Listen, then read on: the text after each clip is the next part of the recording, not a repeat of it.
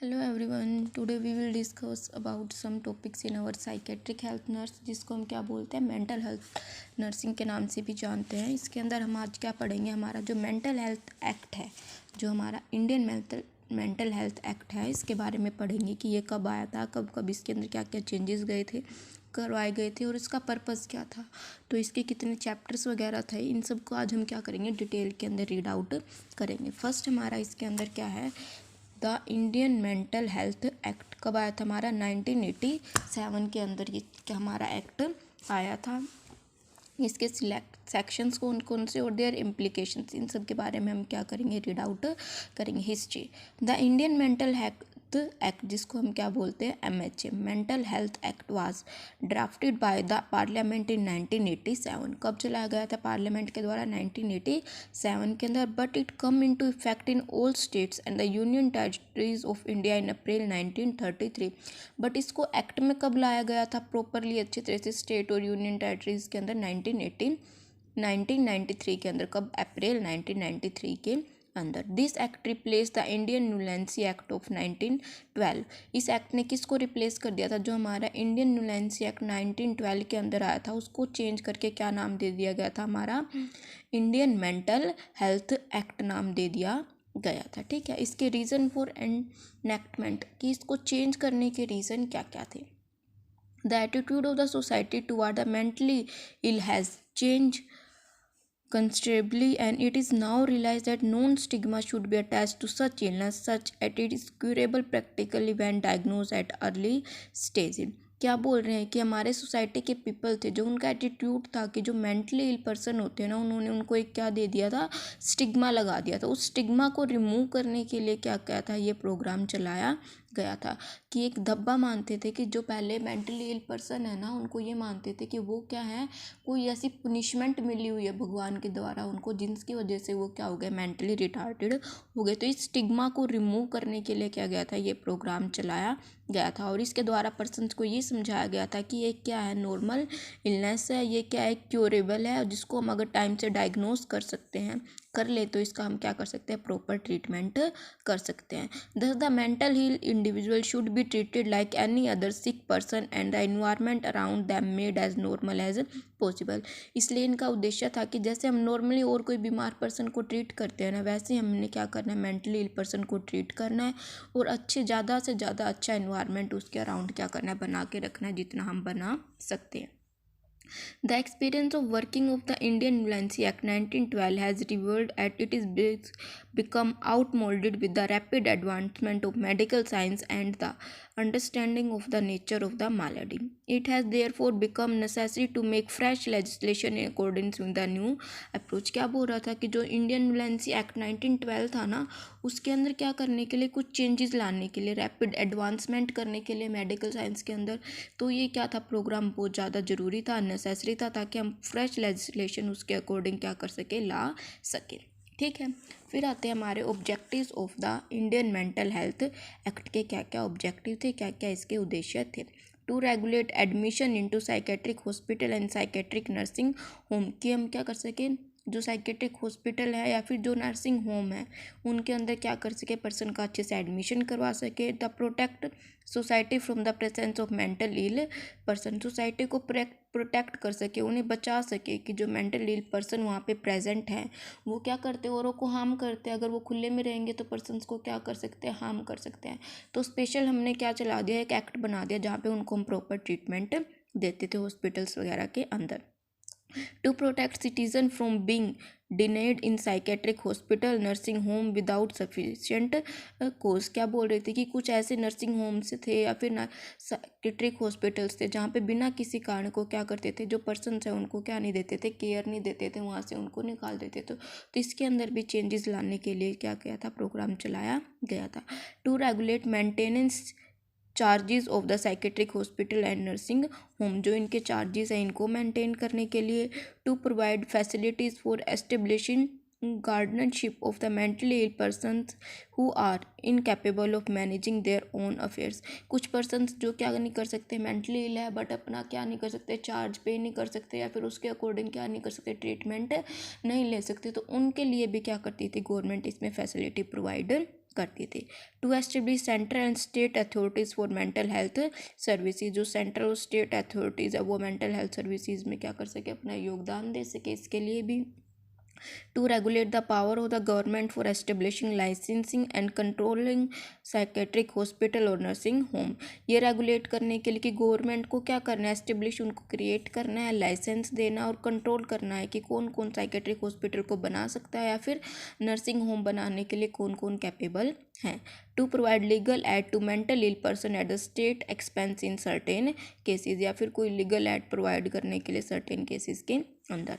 अब आते हैं salient features of the act. इस एक्ट के अंदर हमने क्या पढ़ने हैं, 10 चैप्टर्स के बारे में पढ़ेंगे और हमारे 98 सेक्शंस के बारे में इसमें हम क्या करेंगे, रीड आउट करेंगे। फर्स्ट चैप्टर है it contain preliminary information some definition include in this. First chapter के अंदर क्या आ रही थी, कुछ इन्फॉर्मेशन, मतलब जिनको हम क्या बोल सकते हैं, कुछ डेफिनेशंस भी बोल सकते हैं। इसके अंदर कौन कौन सी है, फर्स्ट है हमारी साइकेट्रिक हॉस्पिटल या फिर नर्सिंग होम। ए हॉस्पिटल या फिर नर्सिंग होम एस्टेब्लिश्ड और मेंटेन बाय द गवर्नमेंट और any other person for the care of mental ill person. क्या बोल रहे हैं, साइकेट्रिक हॉस्पिटल या नर्सिंग होम्स वो होते हैं जो बनाए गए होते हैं गवर्नमेंट के द्वारा, ताकि वहाँ पर क्या उसके कोई भी मेंटली इल पर्सन को क्या दी जा सके, प्रॉपर केयर दी जा सके। फिर आता है हमारा mental ill person. Mental ill person कौन होते हैं, person who is need to treatment by reason of any mental disorder other than mental retardation. Mental retardation के अलावा किसी भी पर्सन को कोई भी क्या है, मेंटल डिसऑर्डर है, उसका ट्रीटमेंट जिसको नीडेड होता है उसको हम क्या बोलते हैं, मेंटल इल पर्सन। उसके बाद आता है हमारा साइकेट्रिस्ट।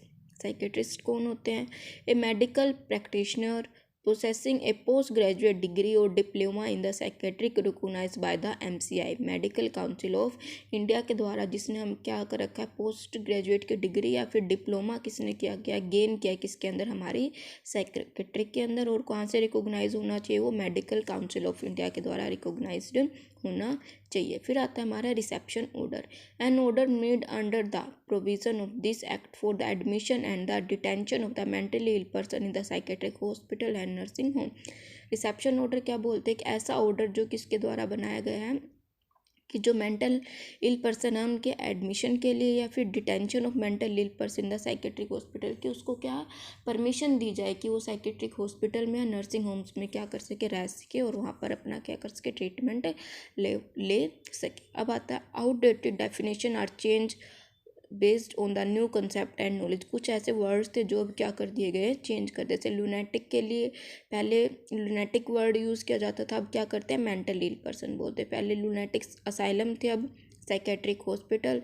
पहले क्रिमिनल लूनेटिक, अब मेंटल इल प्रिजनर वर्ड, इनको हम क्या बोलते हैं, the term psychiatric is well defined. जो हमने साइकेट्रिक टर्म पहले पढ़ ली उसको हमने आपको अच्छे से डिफाइन कर दिया। ठीक है, फर्स्ट चैप्टर के अंदर हमने क्या पढ़ी थी, सम बेसिक डेफिनेशंस जिसके अंदर दी गई थी, हमने रीड आउट की थी। सेकंड चैप्टर हमारा it deal with the establish of central and the state authorities for regulation and the coordination of mental health service. इसके अंदर हमने क्या देखा था कि जो सेंट्रल और स्टेट अथॉरिटीज़ है वो कैसे रेगुलेट करती है, कैसे कोऑर्डिनेशन करती है कि हमारी मेंटल हेल्थ सर्विसेज के बीच में, कि वो कैसे प्रॉपर सभी पीपल्स तक पहुंच सके। ये किसके अंदर आता है, हमारा सेकंड चैप्टर के अंदर। फिर आता है हमारा थर्ड चैप्टर। थर्ड चैप्टर के अंदर हम पढ़ेंगे it provide guidelines for establishment and maintenance of psychiatric hospital nursing homes. इसमें क्या दी जाती है, गाइडलाइंस दी जाती है कि कोई भी साइकेट्रिक हॉस्पिटल बनाने से पहले क्या क्या हमें गाइडलाइंस फॉलो करनी है, कैसे उनको हम एस्टेब्लिश करेंगे और फिर उसके अकॉर्डिंग हमारे साइकेट्रिक या फिर नर्सिंग होम्स को क्या करेंगे, हम मेंटेन कर रखेंगे। फिर आता है हमारा chapter fourth. It deals with the procedure of admission and detention in the psychiatric hospital and nursing home. Fourth में हम क्या पढ़ेंगे कि पेशेंट का एडमिशन कैसे करवाना है हमें साइकेट्रिक हॉस्पिटल्स के अंदर, कैसे वो वहाँ पर स्टे करेगा या फिर किसी भी नर्सिंग होम के अंदर। ठीक है, अब एडमिशन के पेशेंट्स के भी बहुत सारे टाइप्स होते हैं, जैसे admission on voluntary basis. Voluntary basis में क्या होगा, वॉलेंट्री मतलब इच्छा के अनुसार, कौन पेशेंट है जो अपनी इच्छा के अकॉर्डिंग क्या कर रहे हैं, अपना एडमिशन करवाना चाहते हैं। कोई नॉर्मली पर्सन है, उसको पता है कि उसको कोई मेंटली डिजीज़ है और वो अपनी विलिंग से क्या आ रहा है, वहाँ पर ट्रीटमेंट के लिए आ रहा है। एडमिशन अंडर स्पेशल सर्कमस्टांस या फिर अनवॉलेंट्री इनवॉलेंट्री पेशेंट। स्पेशल सर्कमस्टांस में पेशेंट की कंडीशन बहुत ज़्यादा सीरियस है, लेकिन वो क्या है, विलिंग नहीं है ट्रीटमेंट लेने के लिए, लेकिन उसके जो फैमिली मेम्बर्स है या फ्रेंड्स वगैरह फिर भी उसको क्या कर रहे हैं, वहाँ पे एडमिशन दिला रहे हैं ताकि वो अपना ट्रीटमेंट और केयर ले सके। थर्ड आता है हमारा एडमिशन अंडर अथॉरिटी या फिर ऑर्डर, किसी अथॉरिटी के अंडर या फिर किसी ने ऑर्डर दिया है, जैसे हमारे कोर्ट वगैरह में जज ने ऑर्डर दिया कि पेशेंट क्या है, मेंटली अनहेल्दी है, तो इसको क्या करना चाहिए, एडमिशन साइकेट्रिक होम्स में या फिर नर्सिंग होम्स के अंदर दिलवाना चाहिए ताकि ये प्रॉपर ट्रीटमेंट ले सके। ठीक है, फिर आता है हमारा reception order on production of a mentally ill person before a magistrate. पहले उनको क्या करना है, मैजिस्ट्रेट रिसेप्शन ऑर्डर जो लेगा ना, सबसे पहले कहाँ पे करना है, मैजिस्ट्रेट के पास जाना है, वहाँ से उनको क्या करना है, एडमिशन ऑर्डर लेना। देखिए इसके लिए मैं आपको बताती हूँ। Reception order on production before magistrate, mentally ill patient exhibiting violent behaviour detained by the police officer. Magistrate officer में इसमें क्या होगा, सबसे पहले कि जो मेंटली इल पर्सन है ना, वो अपना वॉयलेंट बिहेवियर दिखाएगा किसके साथ, पुलिस ऑफिसर के साथ, produce in the court with in 24 hours of the detention. तो उसको जब वो 24 आवर्स के लिए कोर्ट में रह रहा है ना, उसी टाइम पे वो अपना बिहेवियर क्या कर देगा, शो करना स्टार्ट कर दे। Application is supported by the 2 medical certificates. अब उसके अकॉर्डिंग क्या डाल दी जाएगी, एक एप्लीकेशन डाल दी जाएगी जिसके अंदर क्या होंगे, 2 सर्टिफिकेट्स होंगे, मेडिकल ऑफिसर्स के साइन होंगे और मैजिस्ट्रेट इशू कर देगा रिसेप्शन ऑर्डर कि पेशेंट क्या है, मेंटली इल है, तो इसको क्या करना चाहिए, प्रॉपर ट्रीटमेंट देना चाहिए। ठीक है, चैप्टर 4 में हम क्या पढ़ेंगे, एडमिशन से रिगार्डिंग। एडमिशन के इसमें 3 थे, वॉलेंट्री बेसिस, इनवॉलेंट्री बेसिस या फिर एडमिशन अंडर अथॉरिटी या फिर एडमिशन अंडर ऑर्डर।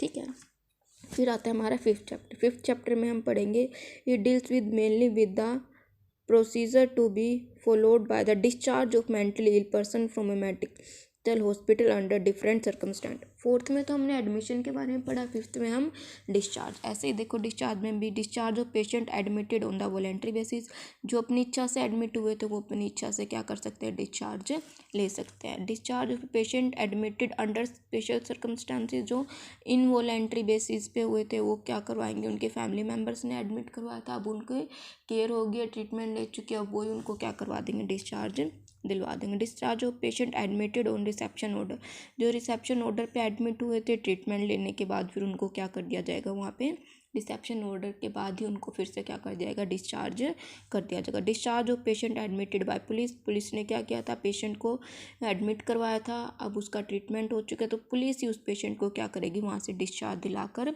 ले जाएगी।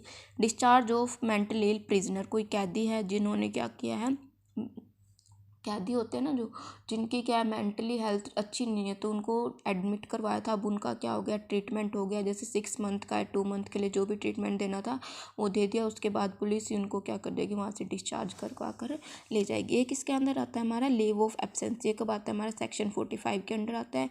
लीव ऑफ एब्सेंस का मतलब ये होता है कि कोई पर्सन है वो क्रोनिक डिजीज से सफ़र कर रहा है, बहुत लंबे टाइम तक उसका क्या चलना है, ट्रीटमेंट चल रहा है, लेकिन वो क्या है, लो टाइप में, स्टेज क्या है उसकी बहुत कम है, तो पेशेंट को क्या करते हैं हम 3-4 डेज़ के लिए, कुछ मंथ के लिए, जैसे कोई फेस्टिवल हो गया या घर में कोई फंक्शन वगैरह है, तो फैमिली मेम्बर्स क्या करते हैं, उस पेशेंट को कुछ टाइम के लिए अपने साथ लेके चले जाते हैं, तो उसको हम क्या बोलते हैं, लीव ऑफ एब्सेंस। जितने टाइम के लिए वो जाता है वो एप्लीकेशन लिख के जाते हैं, फैमिली मेम्बर साइन करते हैं और उतने दिन के बाद वो क्या कर देते हैं, पेशेंट को फिर से हॉस्पिटल के अंदर रिटर्न छोड़ जाते हैं। ये 5 चैप्टर्स हमने पढ़ लिए थे। नेक्स्ट हम अपने नेक्स्ट वीडियो के अंदर अच्छे से डिटेल में रीड आउट करेंगे।